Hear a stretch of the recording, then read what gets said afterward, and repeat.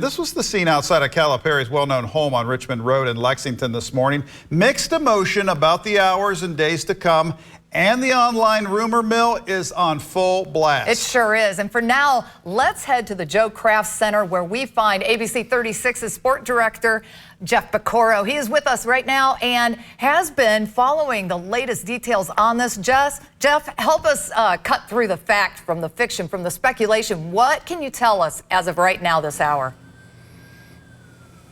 Well, I tell you what, Doug and Lisa, this is a very strange situation. We've been through coaching changes before, but nothing like this. So here's basically the deal. The University of Kentucky's hands are tied. Why is that? Because Cal is still the coach. He hasn't resigned yet. Now, some people say he may have breached his contract because he was in negotiations supposedly with Arkansas before he told Mitch Barnhart and the university that he was doing that. That would be a breach of contract for him. But it's a really weird situation. Usually when a coach is going to go somewhere else, he tells the university he's at, he goes there, his representatives go there, they iron out a contract, and then he comes out and the school, basically, which in this case would be Arkansas, they hold a meeting, they ratify that contract, and he becomes the coach. And then it's known to everyone. It's now been 2 days. Sunday is when the story broke, and we're here Tuesday, and here's what we know. At 2 o'clock today, our time, 1 o'clock in Arkansas, the Board of Trustees are meeting. Now, it is assumed that they will go over the contract, and they will okay that.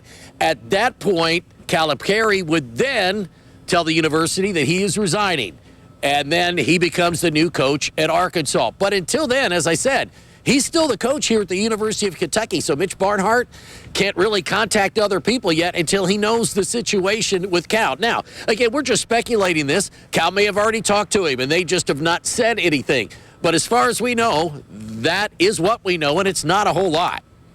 Okay, Jeff, who do you think is the most likely candidate to take John Calipari's place? You know, that's kind of the $64,000 question, or the $9 or $10 million question.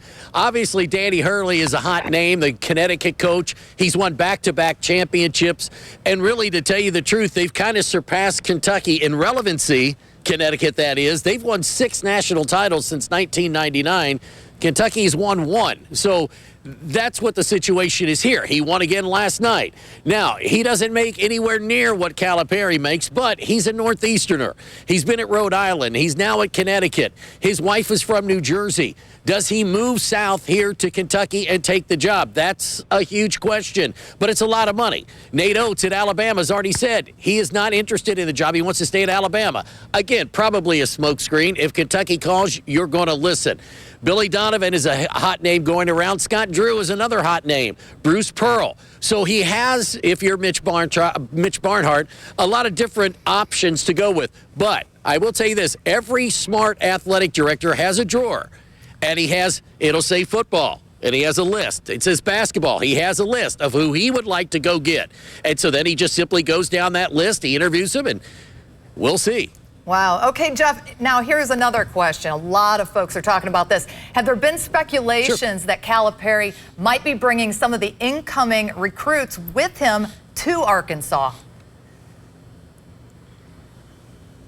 Yeah, that's the big problem right now, because the portal closes here in a couple of weeks. So you'd like to get this done as soon as possible, so the next coach or the university can assure the players that are here and the ones coming in, hey, you signed with the University of Kentucky, not the University of Calipari.